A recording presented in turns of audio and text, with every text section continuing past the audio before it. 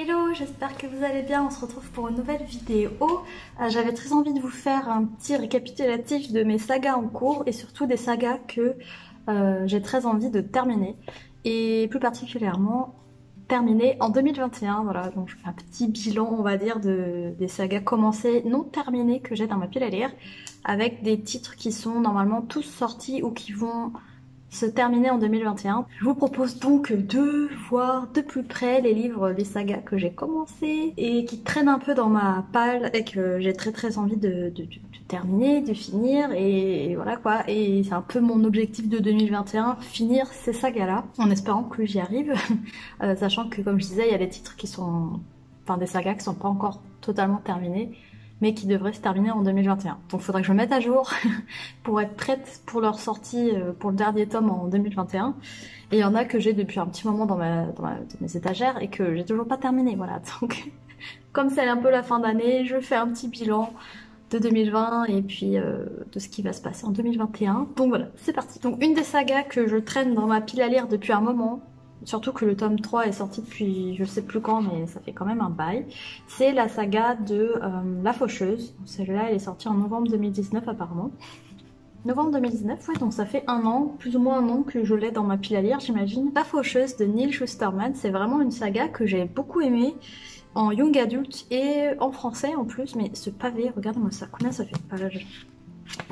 700 pages, ouais, faudrait vraiment que je la termine parce que j'ai l'impression que plus je vais attendre et moins je vais avoir envie de la lire, donc faut vraiment que je me motive, je sorte ce troisième tome de ma pile à lire. Si vous ne connaissez pas La Faucheuse, on est dans un monde futuriste où en gros la science guérit tout et on ne meurt plus. Sauf que ben voilà, on peut pas non plus être des millions et des millions, enfin plutôt des milliards et des milliards sur Terre, donc pour faire le tri, il y a des faucheuses, des faucheurs qui vont tuer un peu au hasard, donc ils vont glaner, c'est comme ça qu'on dit, glaner des personnes au hasard pour rééquilibrer un peu le truc. Ensuite, deux apprentis faucheurs qui travaillent avec avec une faucheuse enfin un faucheur qui est très célèbre, très connu. Ils apprennent un peu tous les trucs, les poisons, les armes, etc. pour devenir faucheurs. Et dans le tome 1, on sait que en fait, ils vont devoir s'affronter entre guillemets puisqu'il n'y en a qu'un seul des deux qui sera faucheur. Et l'autre devra être fauché par le faucheur, vous voyez. J'ai beaucoup aimé parce que on apprend plein de choses sur cet univers-là. Je trouve l'idée super intéressante, l'idée de faucher, etc. Il y a beaucoup de rebondissements, donc dans le tome 1 et dans le tome 2, il y avait plusieurs moments, et pas que à la fin, hein, c'est tout au long de l'histoire où on fait genre non, c'est pas possible, comment ils vont faire, etc. Et donc là, on a envie de tourner les pages pour savoir comment les choses vont évoluer. Et c'est ça que j'aime beaucoup dans cette saga, c'est que c'est pas les 100 dernières pages qui sont ouf, c'est... Bon, oui, les 100 dernières pages sont ouf, mais il y a quand même des révélations et des choses qui se passent, de l'action et tout au long de l'histoire, et ça c'est cool. Et il faut vraiment que je me lance dans le tome 3, parce que je me souviens de la fin du tome 2, et c'était vraiment épique. Alors du coup, je sais pas comment ça... Je sais pas ce qui va se passer, enfin je sais pas, voilà, j'ai envie de savoir. Une saga VO que j'ai sur mes étagères, depuis un petit moment que j'ai lu. J'ai lu le tome 1, j'ai toujours pas lu le tome 2, mais ça va être une lecture en commune avec Émilie. C'est la saga A Curse So Dark and Lonely de Brigitte Kemmerer. Et j'adore cette édition là parce que le paperback il a les trucs holographiques, voilà. C'est holographique, le texte est holographique aussi, je sais pas si vous voyez. Enfin ouais, je les aime trop. Et dans ma bibliothèque du coup elles me font des petites lumières dans les yeux quand je les regarde. Ouais, c'est trop beau. Enfin, bref. Normalement le tome 3 sort en 2021 si je me trompe pas, donc il faudrait que je me mette à jour, que je lise ce tome là pour être prête pour la sortie du tome 3. Dans A Curse So Dark and Lonely, on fait la connaissance de Harper, qui est une jeune femme qui vit dans notre monde à nous, hein. Elle habite à Washington. Sauf qu'elle a du mal à joindre les deux bouts. Elle et son frère sont un peu dans la galère puisque leur mère est malade. Et ils essayent un peu de survivre comme ils peuvent. C'est pas évident, surtout que elle a une blessure à la jambe, je crois, ou elle a un handicap au niveau de la jambe. Ça l'empêche pas d'être vraiment badass et d'être un personnage féminin très fort, que j'ai beaucoup aimé. Et on fait aussi de la connaissance du prince Ren, qui lui vit dans un monde imaginaire, je sais plus, c'est Amberfall, et en fait Amberfall est maudit. Et ça fait un petit clin d'œil à l'histoire de La Belle et la Bête, puisqu'il est tout seul dans son château. Il y a une malédiction, il y a une bête en fait qui a tué quasiment tout le monde, toutes les personnes de sa cour, etc.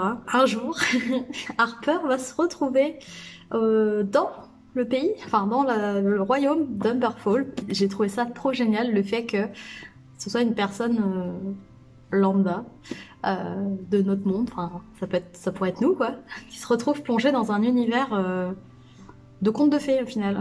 Je trouve ça trop cool, surtout que forcément elle a des réactions très normales en mode mais c'est pas possible, je dois halluciner, il se passe un truc, je suis tombée sur la tête, c'est pas normal. Il se passe des choses magiques en fait dans ce royaume, puisque le palais en lui-même est plein de magie. Elle arrive donc dans le royaume d'Umberfall parce que tous les ans, je crois, il y a une nouvelle prétendante qui est choisie par le garde du prince et qui va devoir tomber amoureuse du prince pour lever la malédiction. Sauf que ça ne fonctionne jamais et que le prince en a un peu marre parce qu'en fait il se voit pas mentir, recommencer et tout ça et faire semblant d'être amoureux de la jeune femme pour qu'elle tombe amoureuse de lui et comme ça il brise la malédiction et que la bête meurt, etc. Et là c'est sa dernière chance puisque l'enchanteresse qui a lancé le sort sur le royaume lui dit que c'est sa dernière chance avant qu'il meure et que la bête règne en fait sur le royaume et s'attaque en fait aux habitants. Donc il a un peu la pression, il va tout faire pour essayer d'amadouer Harper, mais en même temps Harper à faire genre mais c'est quoi ce délire là faut arrêter votre cirque, hein, qu'est-ce que vous voulez, elle est pas du tout prête à tomber sous le charme du prince et le prince est un peu dépité. Enfin bon bref voilà, leur relation elle est assez marrante au final, il y a quand même des situations qui sont drôles et puis il y a aussi le garde, alors je sais plus comment il s'appelle son garde, il s'appelle Gray. Donc Gray c'est l'unique garde royal qui reste au château et qui ferait tout pour le prince reine. Donc c'est un petit peu un trio sympathique et donc on se demande un peu pour qui elle va... Enfin, pour qui est-ce qu'elle va aimer en fait. Est-ce qu'elle va tomber pour le prince? Est-ce qu'elle va tomber pour le gars? C'est une chouette réécriture de La Belle et la Bête parce que c'est super original au final. J'ai hâte de voir ce que nous réserve ce tome 2, donc Heart So Fierce and Broken, et le tome 3, je sais plus comment il s'appelle. Je vous mettrai une image juste ici avec la date de sortie. Je ne les ai plus. J'ai un peu peur de lire la suite parce que vu la fin du tome 1, ouais, voilà. Donc j'ai trop hâte de savoir ce qui va se passer. Je veux trop revoir les personnages et tout. Une trilogie que j'ai très envie de lire et terminer en 2021. C'est un peu ambitieux peut-être. C'est la saga Le Fou et l'Assassin de Robin Hobb, comme je vous l'ai présenté plusieurs fois d'ailleurs. J'ai eu la trilogie complète grâce aux éditions Pygmalion qui ont fait un concours. Et j'ai gagné le concours et du coup voilà je vais pouvoir y mettre. C'est le dernier cycle avec le personnage de Fitz qu'on découvre dans sa première saga, l'Assassin Royal. Donc voilà. J'ai envie de le continuer et en même temps j'ai pas envie de le continuer parce que je veux pas quitter Fitz, etc. Enfin, c'est toujours un peu le même souci. J'ai lu la moitié du tome 1 vu que j'avais lu le poche et donc la version poche c'est la moitié à peu près de l'intégrale. Et j'avais pas non plus été hyper emballée dès le début quoi. Donc bon, en même temps c'était qu'un demi-livre donc forcément. Bon, j'en attends beaucoup. Et je veux pas être déçue, voilà. Et sinon, mon copain, il a continué la saga. Il avait abandonné au tome 2 en disant que c'était bof. Et là, du coup, il s'est remis. Et là, il est en train de lire le tome 4. Et il aime beaucoup. Donc, je suis trop contente. Lisez l'Assassin Royal, s'il vous plaît. Merci. Une saga que j'ai honte de ne pas avoir encore terminée, c'est Le Prince Cruel, donc The Cruel Prince. D'ailleurs, j'ai 2 éditions qui ne matchent pas. Quasiment la même taille, mais il y en a une qui est en brillant et il y en a une qui est en mat. Mais c'est pas grave, ça me dérange pas plus que ça puisqu'ils sont pas arrangés au même endroit vu qu'ils sont pas de la même couleur. Et que c'est une saga que j'ai bien aimée mais pas non plus genre waouh trop génial et tout. Enfin je crois pas. Donc voilà, j'ai les versions paperback et elles sont un peu dépareillées mais c'est pas bien grave. Celui-là je l'ai pas encore lu, j'ai lu que le tome 1. J'avais bien aimé le tome 1. Oh j'ai encore un marque-page à l'intérieur. Ah oui d'ailleurs c'est le marque-page de la box, je sais pas si vous avez vu, ouais.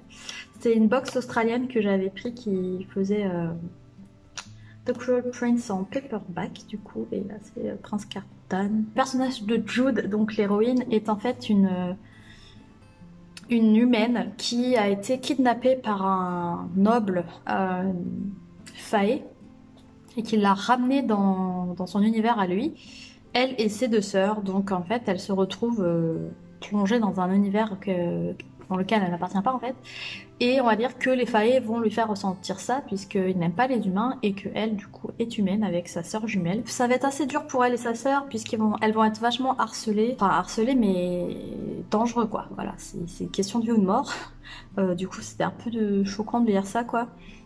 Surtout que clairement elles n'ont rien fait et elles ne font rien pour envenimer les choses en fait. C'est vraiment du pur harcèlement gratuit de la part des faées et principalement du prince Cardan qui s'amuse de pouvoir tuer limite presque les sœurs. Donc Jude et sa sœur, je sais plus comment elle s'appelle. Mais en même temps Jude elle a envie de savoir se défendre, elle a envie de changer un peu sa situation. Elle veut pas paraître faible, etc. Donc elle va prendre des décisions, elle va faire des choses enfin dans ce sens-là. Et des fois, je comprenais pas trop ses choix.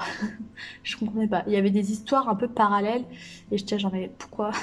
Dans quelle direction ça va cette histoire-là? Notamment une scène qui est un peu what? Pourquoi? Quand? Comment? Et tout. Qui est assez violente et ça retourne vachement la situation. Et Jude va en profiter un peu. Et donc, après, il y a celui-ci, donc The Wicked Prince. Non, The Wicked King. Je me souviens juste de la scène, enfin, d'une scène de fin où il y a quelque chose qui se passe pour le prince Cardan et pour Jude, qui va se développer dans ce tome-là. Un autre livre qui est dans ma pile à lire de Winter Challenge, qui est une saga que j'aime énormément. Tada! C'est la saga Throne of Glass de Sarah J. Maas, donc celui-ci c'est le tome 5. Cette saga, je l'aime beaucoup trop, ça c'est le tome 5, et je crois qu'il y a encore 2 tomes après. Ça va passer super vite, et je sais pas si je suis prête à dire au revoir à Selena, donc l'héroïne de cette saga-là, qui est super badass. Et l'univers est tellement incroyable que voilà.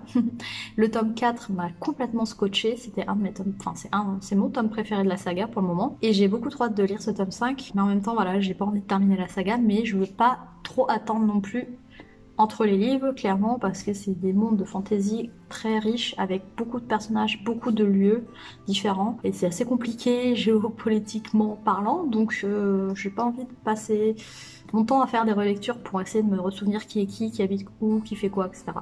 Mon objectif c'est quand même de terminer en 2021 et je pense que ça va se faire vu qu'il ne me reste plus que 3 tomes. Autre saga que j'ai envie de lire, enfin non, j'ai pas vraiment envie de la lire, j'ai envie de la terminer surtout, c'est ça.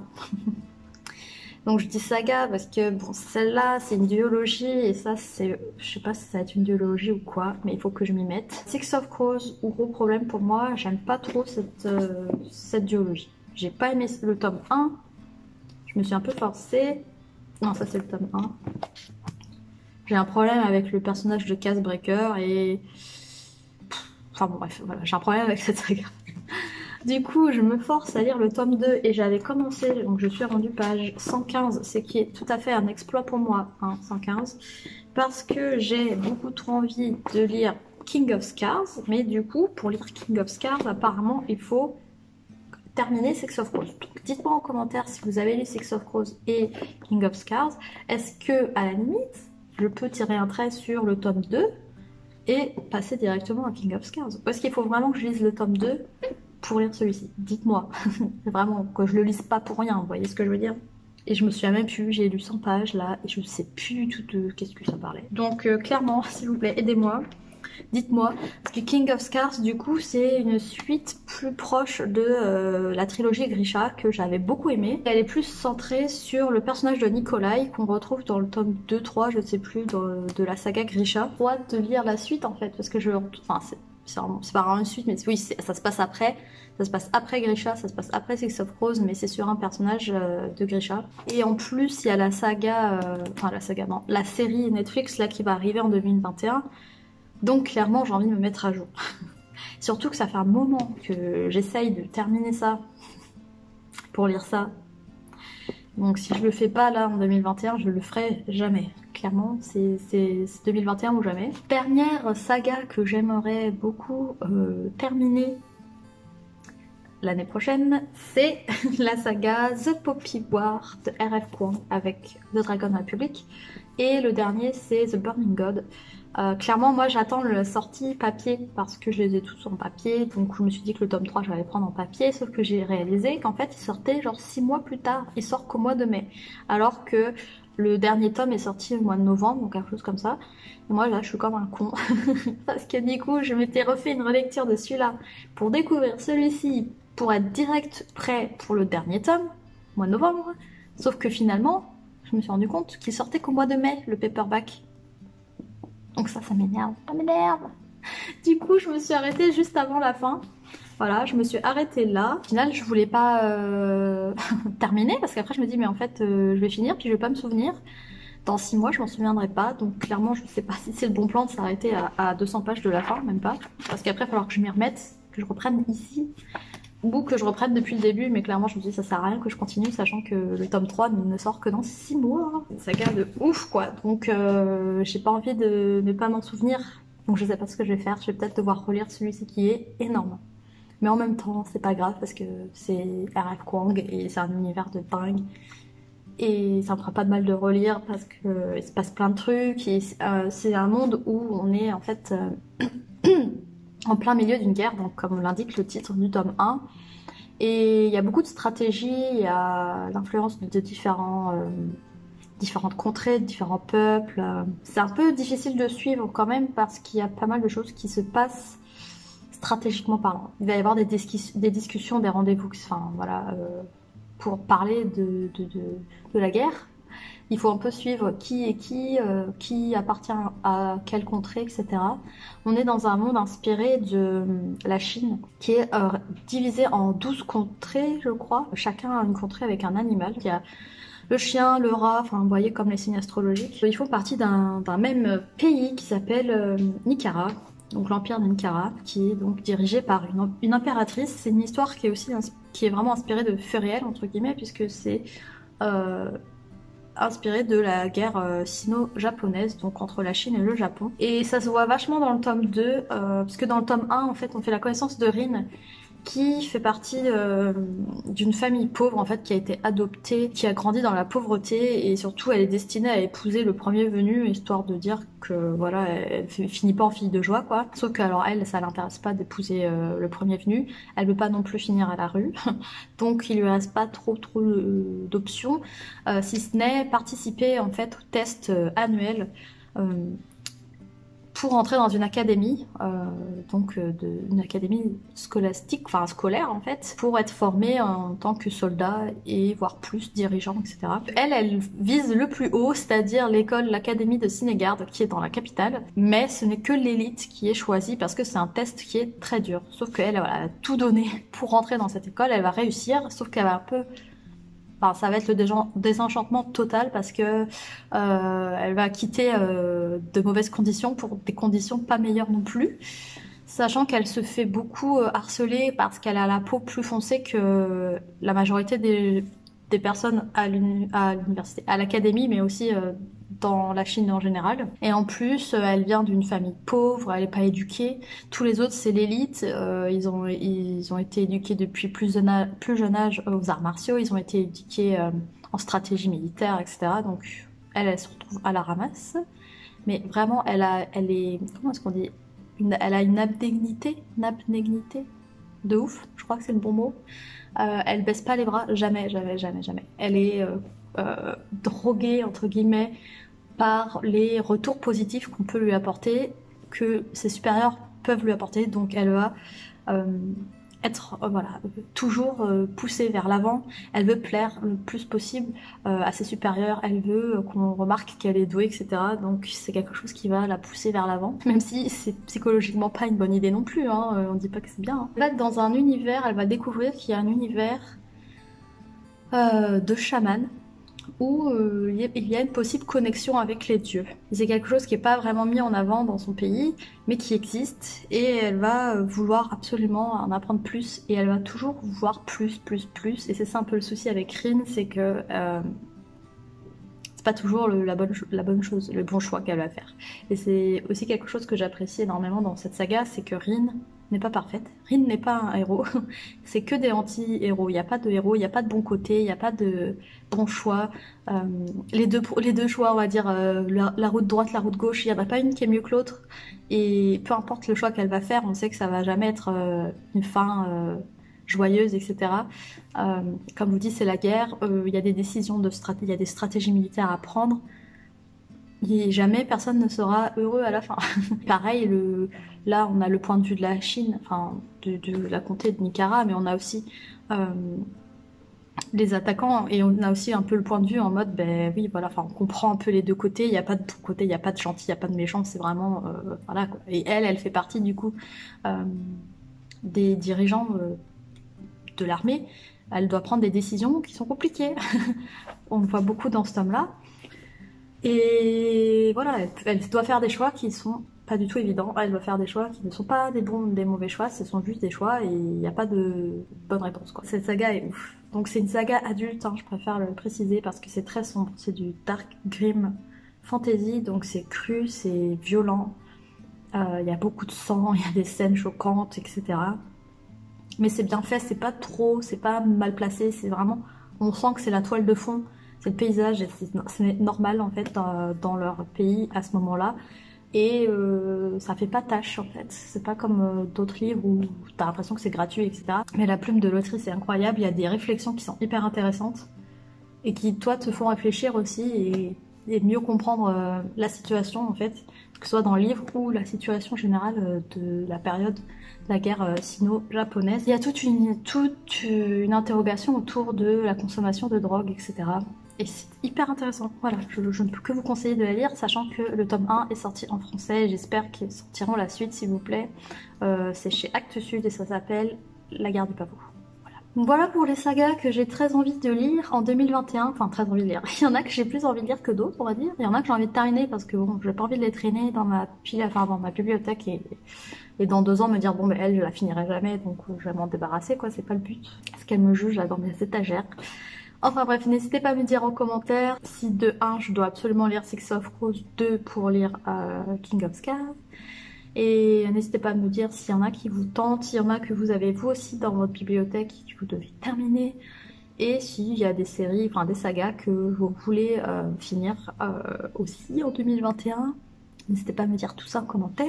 On se retrouve très vite pour une nouvelle vidéo. N'hésitez pas à vous abonner si ce n'est pas déjà fait, à liker. Et on se retrouve très vite. Bye!